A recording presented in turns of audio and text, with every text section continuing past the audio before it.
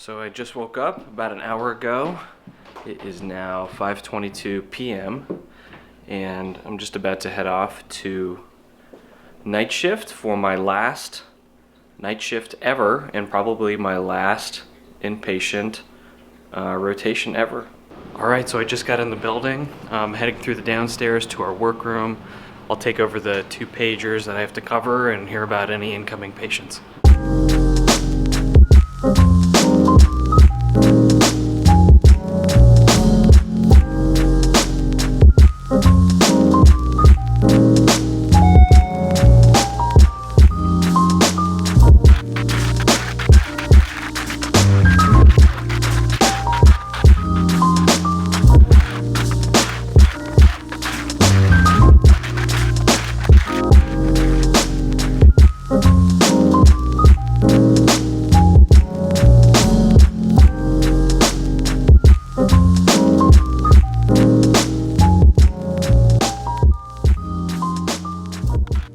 So, this is my last night of night float ever as a neurology resident.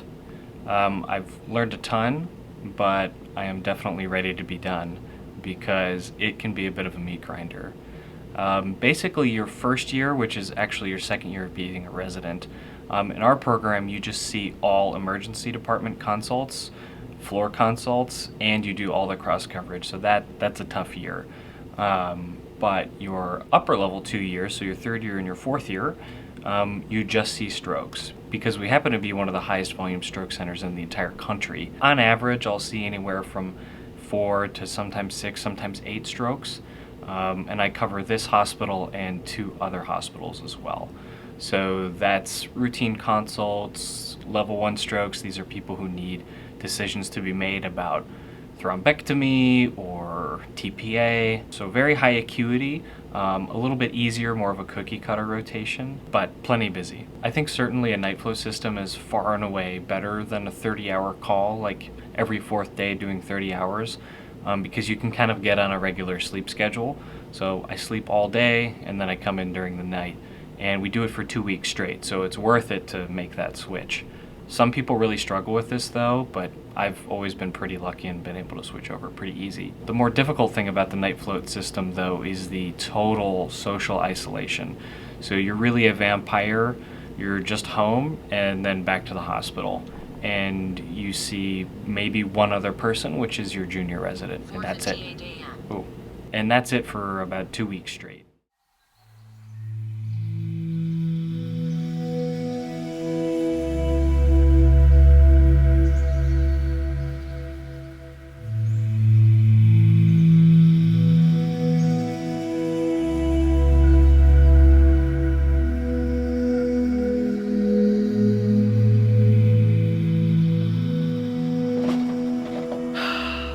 Alright, so I just got back from the emergency department. I was at a level 1 stroke code, and I'll kind of show you what that looks like. So here on my pager it says level 1 stroke.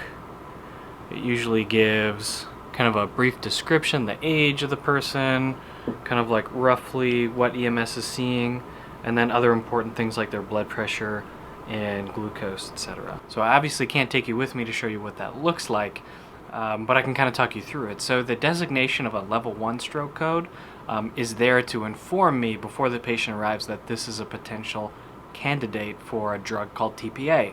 This is sort of that clot busting medication that we can give patients who are having an ischemic stroke. And really the major limitation with that medication is you've got a short window of time within you can use it safely and effectively. So if a patient's within that time window, that's called a level 1 stroke. So I basically run down to the CT scanner, I stand to the left, and as the EMS rolls in with the patient, they're giving me a little bit of information, I can ask them a couple of questions, and then they put the patient on the table. Once they're on the table, I do a very fast sort of modified stroke exam, and then I step outside and we make decisions about imaging. And usually that's going to be at least a non-contrasted CT head to rule in or out bleeds, and then we can kind of go from there. So it can kind of be an intense and a stressful moment, but if you just step back and think about what can I do for this patient right now, it's pretty easy. There's really 2 things you can do for someone with an ischemic stroke, and that is give TPA. So if they're outside of the window for a TPA or they have some contraindication, that's a no-go. You can't give TPA. So then what's the only other thing you can do? The only other thing you can do is thrombectomy. That's a procedure, a surgical procedure where they go in with catheters, usually at the wrist or the groin, and use contrast dye and x-rays to find the blood clot and pull it out. So what's the major barrier to that procedure? Well, first of all, you have to have a blood clot. And so we'll do imaging of the blood vessels in the emergency department. And then the other barrier is it safe to do this procedure and is it worthwhile? So is it worthwhile? Is there any tissue to save? If it's already infarcted, it's a no-go. Let's say you have a small amount of infarction and no penumbra or tissue at risk to save, it's a no-go.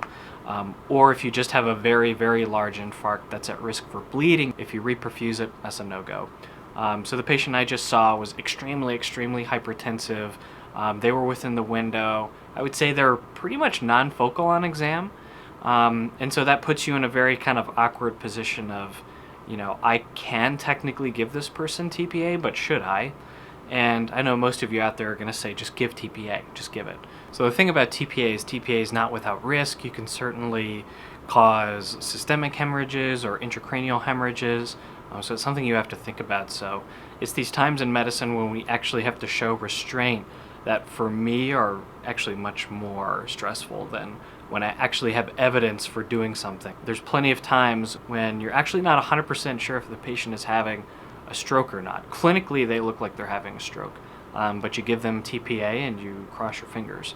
My overall gestalt was that she was not having a stroke, and so we decided not to give TPA. And I talked this through with a family member, and that kind of informed shared decision making certainly helps. But these are kind of the cases that keep me awake in the night. Did I potentially not give somebody a very important medication? So we'll see how that turns out. All right, so it is about 1 a.m., which means coffee time. So this is some sort of extra workspace, and I've taken it over with my coffee stuff.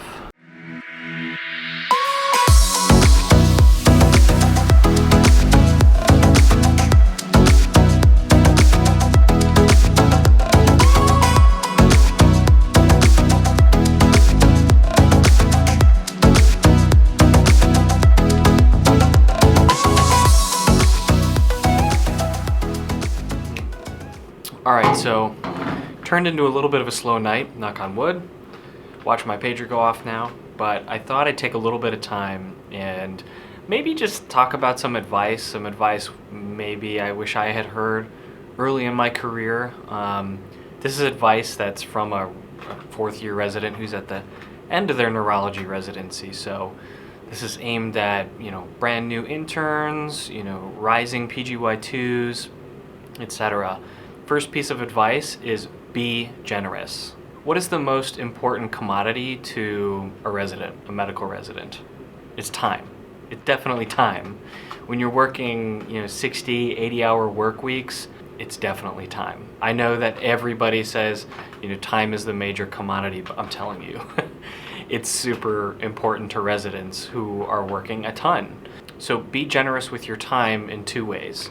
So the first way is communicating with families. That's part of our job. We all do a great job with that. But sometimes it's going that little extra mile. And what I'm talking about is that situation where it's the end of the day, it's close to sign out. Your hospital is not set up for nice, convenient geographic rounds. Some of your patients are way far away all over the hospital. And you've gotten some new data and it's changed your management for a patient. Yes, you've rounded on the patient, you've seen them twice already during the day, but these are moments where you have a choice, where you could just take that 10 extra minutes and go update the patient and their family, and it makes all the difference in the world to them. And it's going to make all the difference in the world to you too, because this is the reason we all got into medicine, and this is a huge reason why a lot of us burn out. We all thought we were going to be spending all this time with our patients, talking to them about their lives and about how their ailments affect them. And we find out, listen, there's just not enough time for that. To care for the volume of patients that's in a modern academic hospital and to do the amount of documentation that's required, there is not time So creating the time, giving some of your time, signing out a little bit late, I think it's really important not only for patients and families, but for you and your well-being as well. Being well-informed, no matter the outcome, is what I think a lot of patients and families appreciate the most. Being up to date on, what's going on, what does the doctor know, what don't they know, what are they working on, and what are the potential outcomes. That's so important to a patient and their family in their darkest hour. And you know what? It does take multiple times telling it to people, because in a really, really stressful situation, oftentimes that first and second round of talking with them, it's just in one ear and out the other. So be generous with your time with your patients. Next is with regard to teaching. So be generous with the time that you give to med students and more junior residents. Now, it's really, really easy in the day to focus on, getting those freaking notes done so that you don't get overwhelmed when the onslaught of, stroke patients show up or status patients show up, or, having all that stuff done so you can sign out on time. That's a really easy habit to fall into, but it's really part of your job as a resident to teach. And teaching is good for a couple of reasons. First of all, teaching lets you know what you know well and what you need to brush up on a little bit. It's an incredible tool to sort of refine your own learning.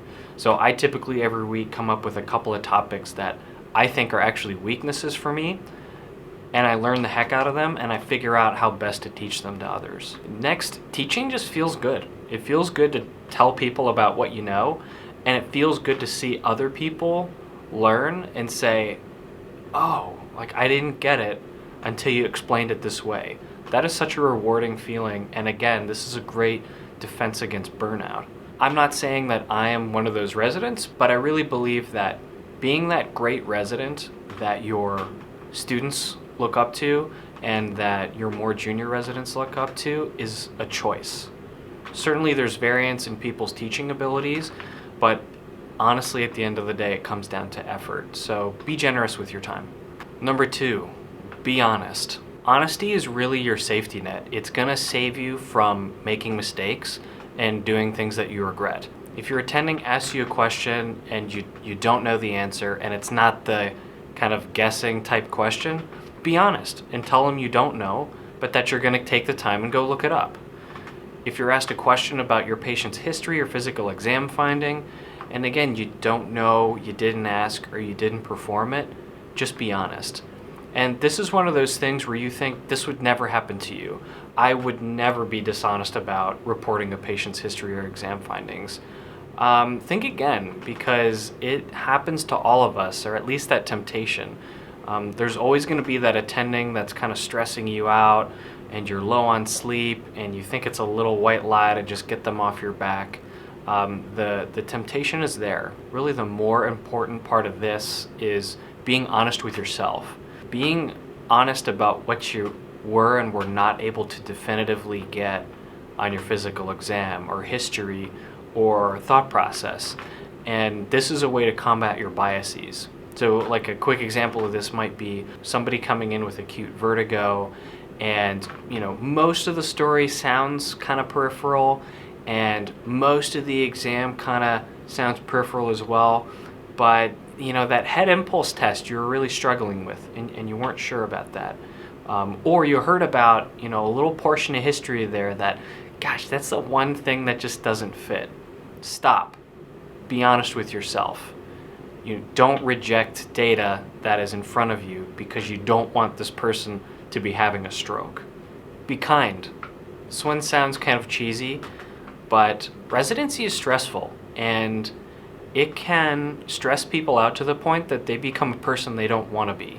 When you're interacting with colleagues, whether that be other resident physicians or techs or nurses, you're always going to get back what you give. So be kind. Not everyone is going to escape residency without having one or two instances where they kind of snap, where they said something they regretted, or they took on a tone of voice with someone consulting them that they regretted. The real separation point here is whether or not you have it within you to apologize.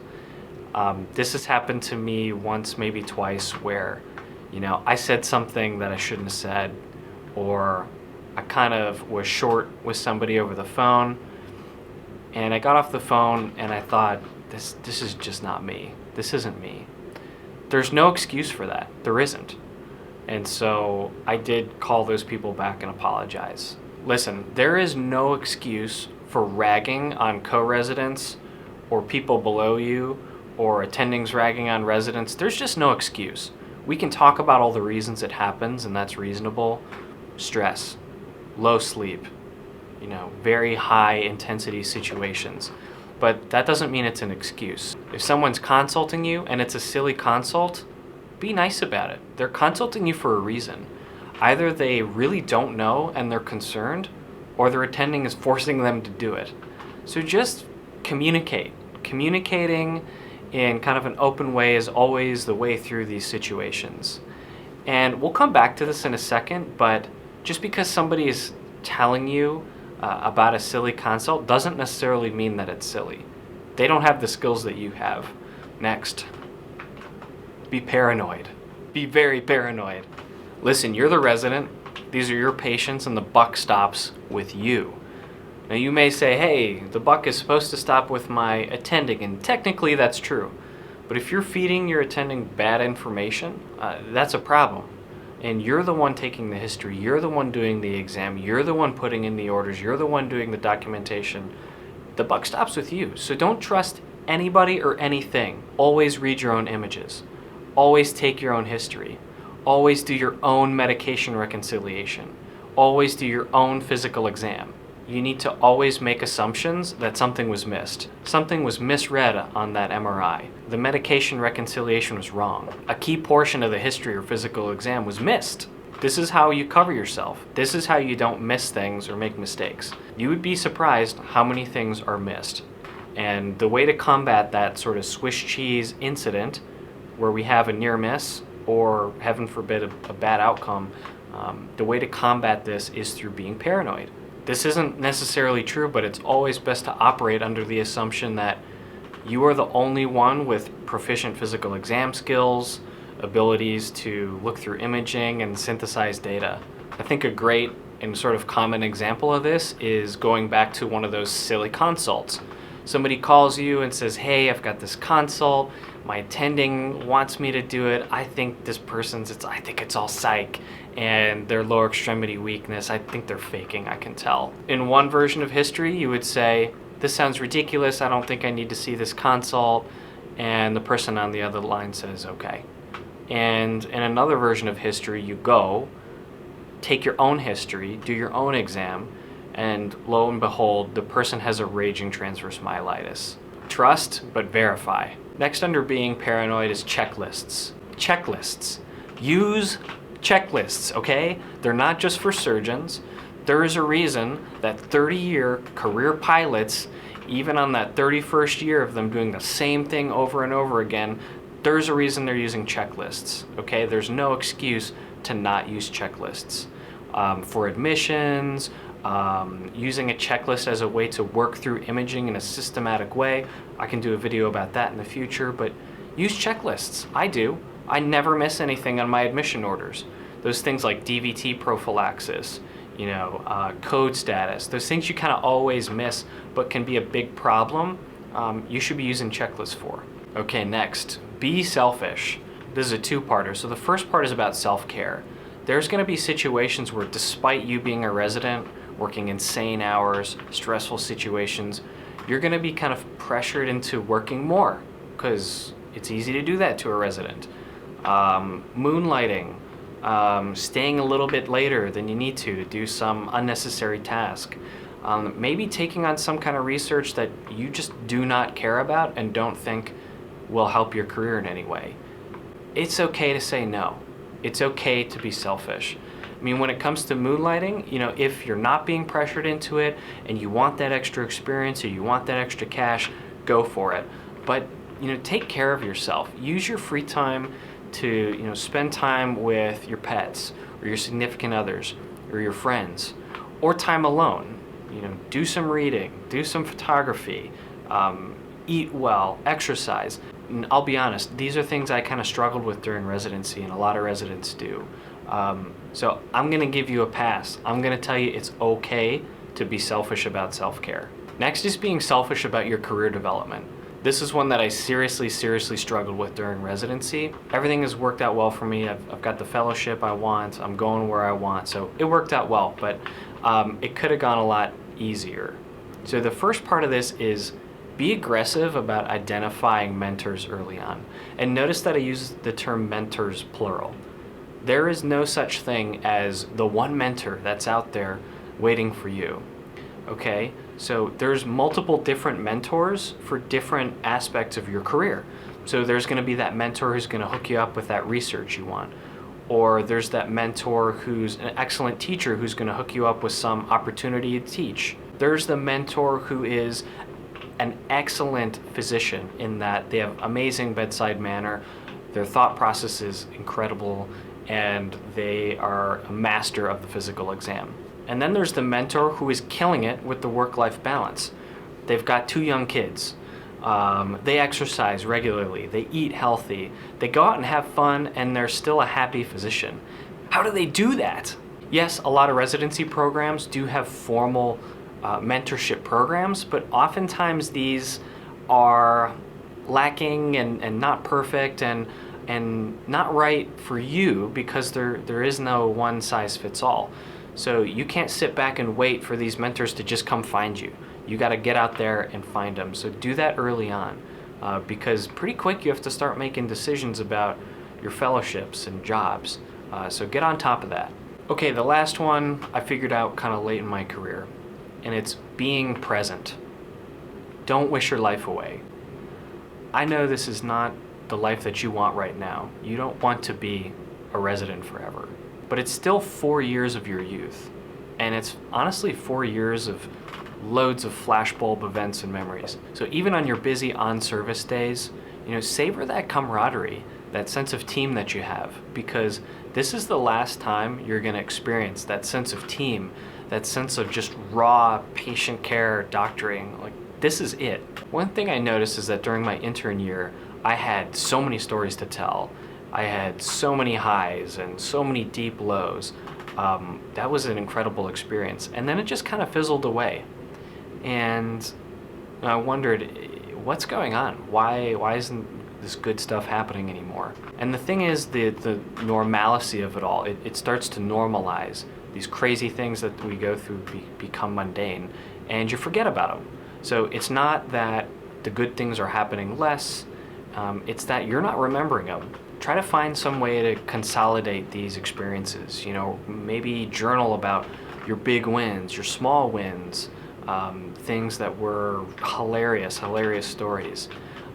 Do your best to try to remember these things because forgetting about them is a tragedy. Spending time thinking about these things is how you're going to remind yourself why you're doing what you're doing and what your goal is and why you're here and where you're going. It is easy to dwell on the bad, on the high volumes, the long work hours, the lack of self-care, the inability to join in on family gatherings, etc., etc. But it's only 4 years, at least for neurology. It's not going to last forever and is probably worth it.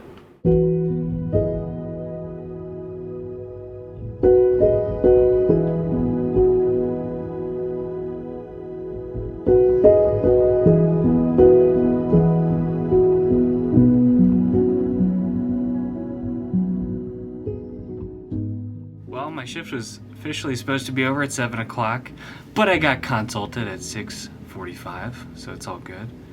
But, yeah, I'm done. That was my last shift ever. Gonna go home. Weird. I'm done!